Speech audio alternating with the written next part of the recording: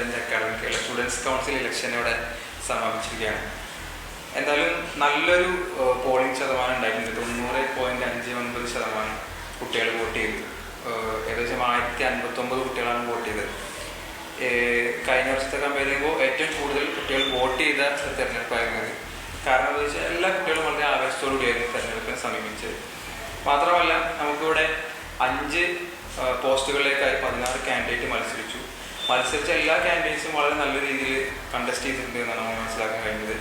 ആ രീതിയിലാണ് വോട്ടിങ്ങിലും കാണാൻ സാധിച്ചത്. എന്തായാലും നമുക്കിവിടെ നജാത്ത് ന്യൂസ് എന്ന് പറയുന്ന ചാനൽ, നമുക്ക് ഇവിടെ 2 ചാനലാണുള്ളത്, ഒരു മലയാളം ചാനൽ, ഒരു ഇംഗ്ലീഷ് ചാനൽ. എന്തായാലും നമ്മുടെ ചാനൽ നജാത്ത് ന്യൂസ് എന്ന് പറയുന്ന ചാനൽ ഇതുമായി ബന്ധപ്പെട്ട് കുട്ടികൾ അതിൻ്റെ ഒരു എക്സിറ്റ് പോൾ നടത്തിയിട്ടുണ്ടായിരുന്നു.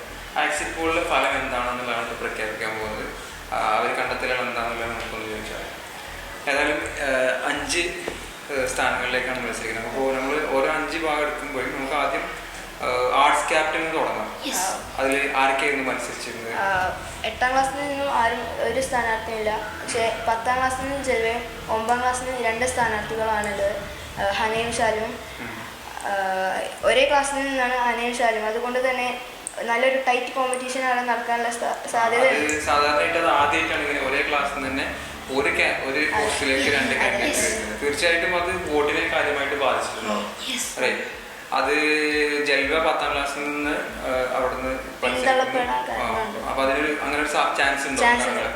ജൽവ ഫസ്റ്റ് നിൽക്കുന്നതിൽ നിന്നും പിന്നോട്ട് പിന്തള്ളാൻ സാധ്യതയുണ്ട്.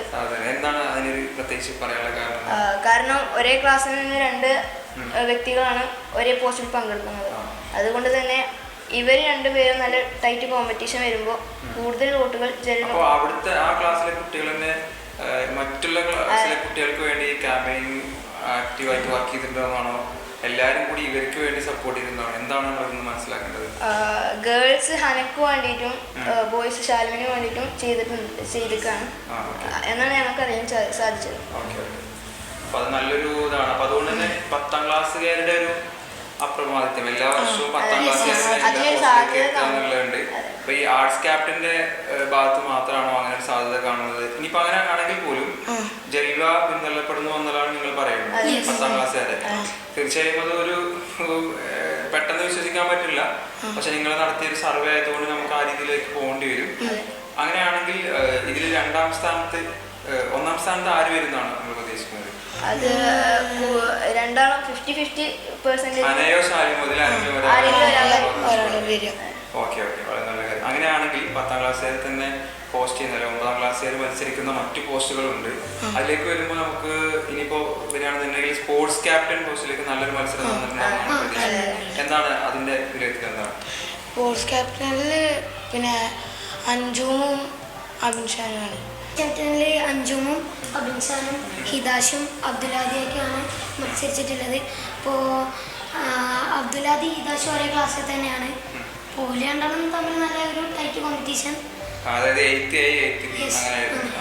പിന്നെ അഞ്ജുമും അബിൻഷാനും, അഞ്ജുമിൻ്റെ സിമ്പിൾ എന്ന് പറഞ്ഞാൽ ബാറ്റാണ്, ഒരു ക്രിക്കറ്റ് ബാറ്റാണ്. അപ്പം അതിനും ഓരോ ക്ലാസ്സിൽ 10th ബന്ധപ്പെട്ട കുട്ടികളെല്ലാവരും അതിനാണ് കൂട്ടി. പിന്നെ അതിലാറ് കുറച്ചുകൂടി മുൻകൂക്കം തോന്നുന്നത് അബിൻഷാനാണ്. അതിൻ്റെ അതിൽ തന്നെ ചിഹ്നമാണ് പ്രത്യേകം, ഒരു ബോളാണ്. എല്ലാ കുട്ടികളും ഇപ്പോഴത്തെ കന്നി വോട്ടർമാരെല്ലാവരും ബോൾ കണ്ടാൽ അതിലോട്ട് തന്നെ വോട്ട് ചെയ്തിരുന്നത് ഞങ്ങളെ എല്ലാ സർവേ നടത്തിയപ്പോൾ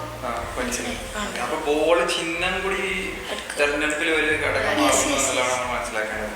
പക്ഷെ ഞാൻ ചോദിക്കുന്ന ഒരു കാര്യം, നിങ്ങൾ നടത്തിയ സർവേയില് ഇപ്പോ കന്നി വോട്ടർമാരെ കുറിച്ച് പറഞ്ഞു ഷംബിയിൽ, അതിനകത്ത് 1-2 ക്ലാസ്സുകളെ ഉദ്ദേശിച്ചിട്ടുണ്ട്. അപ്പൊ ഇതിനകത്താണ് നമ്മൾ പുതിയ അഡ്മിഷൻ വരുന്നത്, പുതിയ കുട്ടികൾ വരുന്നത്. അവരുടെ വോട്ട് എന്തായിരിക്കും എന്നുള്ള കുറിച്ച് നിങ്ങൾ വല്ല ഐഡിയ ഉണ്ടോ? നിങ്ങളെ സർവേയിൽ അവർ ഉൾപ്പെടുത്തിയിട്ടുണ്ടോ? അവരുടെ സർവേ അവർക്ക് ചിഹ്നം പറഞ്ഞാലും മനസ്സിലാവില്ല. അവര് ആ ലാപ്പിൽ മാത്രം വോട്ട് ചെയ്തുകൊണ്ട് അവരോട് ചോദിച്ചാൽ അവർക്ക് മനസ്സിലാവില്ല. നമ്മള് ഹയർ ക്ലാസ്സിൽ മാത്രമേ സർവേ നടത്തിയിട്ടുള്ളൂ. അപ്പൊ അതുകൊണ്ട് തന്നെ അവർക്ക് ഏകദേശം തീർച്ചയായിട്ടും അവരുടെ വോട്ട് 200-ലധികം വോട്ടുണ്ടാവും. 300 വോട്ടുകളുണ്ടാവും. 1ാം ക്ലാസ്സിൽ തന്നെ 210 കുട്ടികളുണ്ട്. പിന്നെ 2ാം ക്ലാസ്സിൽ വരുമ്പോൾ 5 ഡിവിഷൻ 6 ഡിവിഷൻ. അപ്പൊ അങ്ങനെ വരുമ്പോൾ ഒരു 300-ലധികം വോട്ടുകൾ പുറത്ത് നമ്മൾ ഇതിനകത്ത് ഈ പഠനത്തിൽ പെടാതെ വരുന്നുണ്ട്. തീർച്ചയായിട്ടും അത് റിസൾട്ടിനെ പല രീതിയിലും ബാധിക്കാനുള്ള ഒരു സാധ്യതയുണ്ട്. ഇനി നമുക്ക് വരുന്ന സമയത്ത് തന്നെ നമുക്ക് ഇതിന്റെ മുന്നേ തെരഞ്ഞെടുപ്പിന്റെ മുന്നേ തന്നെ കുട്ടികളുടെ ഒരു കാൻഡിഡേറ്റ് ഇൻട്രൊഡക്ഷൻ എന്ന് പറഞ്ഞൊരു പ്രോഗ്രാം നടത്തിയിരുന്നു. അത് നിങ്ങൾ കണ്ടിട്ടുണ്ടായിരുന്നല്ലോ.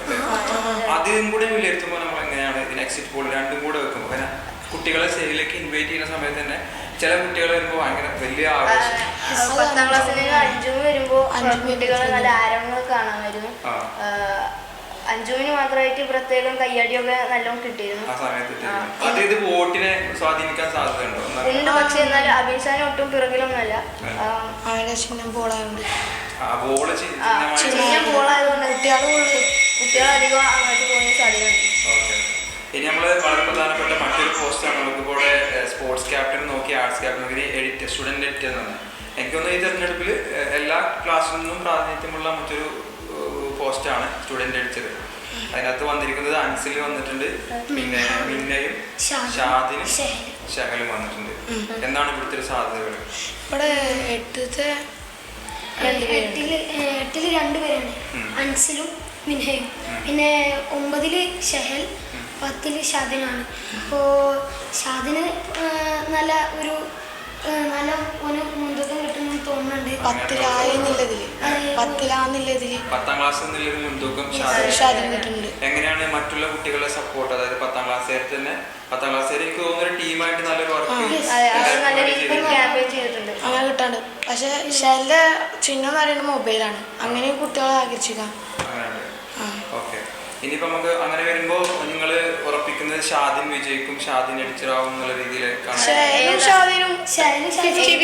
എങ്കിലും 10ാം ക്ലാസ്സിൽ ഷാദിനായോണ്ട് മുൻതൂക്കം, ആ ഒരു മുൻതൂക്കം മാത്രം. വോട്ടുകൾ കാണുന്ന സമയത്ത് ഷാഹലിനും ആർട്സ് ക്യാപ്റ്റൻ എന്നുള്ളത് ജൽവക്ക് വലിയൊരു ഭീഷണിയുണ്ട്.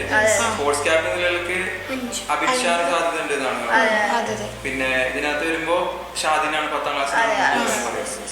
അപ്പൊ ഇതിലൊരു മിക്സർ ആയിട്ടുള്ള ഒരു എക്സിറ്റ് പോൾ ഫലമാണ് ഇവരുടെ ഭാഗത്ത് നിന്ന് കിട്ടിയിട്ടുള്ളത്. ഇനി നമുക്ക് ഒരു വളരെ പ്രധാനപ്പെട്ട ഒരു പോസ്റ്റാണ് ഹെഡ് ബോയ് അല്ലെ. എന്താണ് പിന്നെ എല്ലാരും ഞാനൊക്കെ കേട്ടു, എന്തായാലും അഫ്ഷിൻ ഒരുപാട് കേൾക്കുന്നുണ്ട്.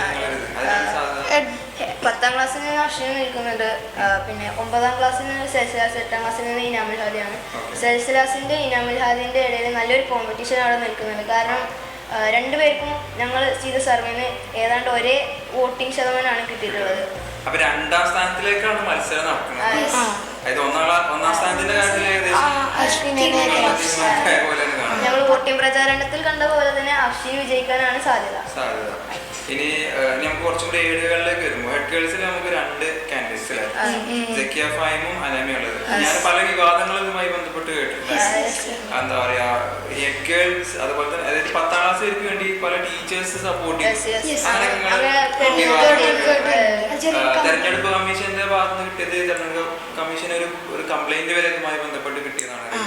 എന്തായാലും തെരഞ്ഞെടുപ്പ് കമ്മീഷൻ അതുമായി ബന്ധപ്പെട്ട് നല്ലൊരു വിശദീകരണം നൽകുകയുണ്ടായി. കാരണം ഇതിൽ ആരോപിക്കപ്പെട്ട ടീച്ചേഴ്സ് ആ സമയത്ത് ബൂത്തിലില്ല. അതുപോലെ തന്നെ തെരഞ്ഞെടുപ്പിന്റെ മുന്നേ ആരെയും സപ്പോർട്ട് ചെയ്യാനുള്ള അവകാശം എല്ലാവർക്കും ഉണ്ട്. ആ രീതിയിൽ പല ടീച്ചേഴ്സും വളരെ രസകരമായിട്ടാണ് ഈ വോട്ടിനെ കാണുന്നത്. ഒരു സീരിയസ് ആയിട്ടുള്ള രീതിയിലല്ല.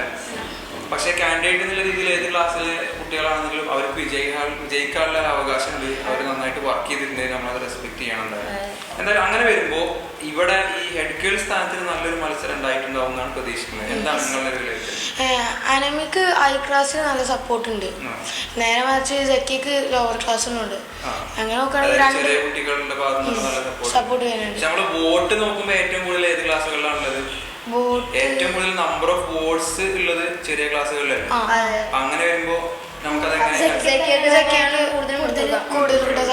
ഉറപ്പിക്കാൻ കഴിയില്ല. കാരണം 10ാം ക്ലാസ്സിലാണ് അതുകൊണ്ട് തന്നെ നിങ്ങളൊരു ശതമാനത്തിലേക്ക് വരുമ്പോ 50-50 ആണോ അല്ലെങ്കിൽ 60-40 ആണോ? എങ്ങനെയാണ്? 51 ഒരു 50-48 സക്കിയൊക്കെ ഒരു 48 അങ്ങനെ. ഓക്കെ. അപ്പൊ എന്തായാലും അതൊരു തെരഞ്ഞെടുപ്പ് കമ്മീഷന്റെ ഔദ്യോഗിക ഫലം വരുന്നവരെ വെയിറ്റ് ചെയ്യേണ്ടിരുന്നതാണ്. ഹെഡ് ഗേളിന്റെ കാര്യത്തിൽ അപ്പൊ നിങ്ങളുടെ ചാനലിൽ ഒരു പ്രത്യേകിച്ച് പിന്നെ പ്രഖ്യാപനമില്ല. അതായത് ആരംഭം എന്നുള്ളത് അത് മാത്രം കൺഫ്യൂഷൻ ഉള്ളതാണ്. തീർച്ചയായും അത് ഫലത്തിനെ ബാധിക്കും. അതെനിക്ക് തോന്നുന്നു നിങ്ങളുടെ കൺഫ്യൂഷൻ വരാനുള്ള പ്രധാനപ്പെട്ട ഒരു കാരണം ചെറിയ വോട്ടേഴ്സാണ് നമുക്ക് ഏറ്റവും കൂടുതലുള്ളത്. അപ്പോൾ എനിക്കും തോന്നിയൊരു കാര്യം എന്താ വെച്ചാൽ അനമീനേക്കാളും കൂടുതൽ സക്കിയേക്കാണ് ചെറിയ വോട്ടേഴ്സിനെ കൂടുതൽ ഇൻഫ്ലുവൻസ് ചെയ്യാൻ സാധിച്ചത്.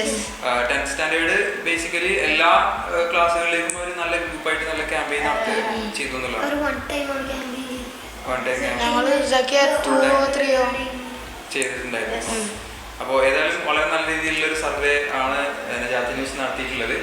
നമുക്ക് ഒരുപാട് സർവേ വരുന്നുണ്ട്. വിദ്യാർത്ഥികളുടെ സർവേ ഏറ്റവും വളരെ പ്രധാനപ്പെട്ടതാണ്. തിങ്കളാഴ്ച എന്തായാലും ഉച്ചയ്ക്ക് ശേഷം നമ്മുടെ റിസൾട്ട് പ്രഖ്യാപിക്കുമെന്നാണ് അറിയാൻ കഴിയുന്നത്. തെരഞ്ഞെടുപ്പ് കമ്മീഷൻ വരുന്ന വിവരങ്ങൾ എന്തായാലും വളരെ നല്ല രീതിയിൽ ഈ തെരഞ്ഞെടുപ്പുമായി ബന്ധപ്പെട്ട എല്ലാ ന്യൂസുകളും നമ്മളിലേക്ക് എത്തിച്ച നജാത്തി ന്യൂസിലെ എല്ലാ മെമ്പേഴ്സിനെയും ഈ അവസരത്തിൽ അഭിനന്ദിക്കുകയാണ്. Let's wait for the result.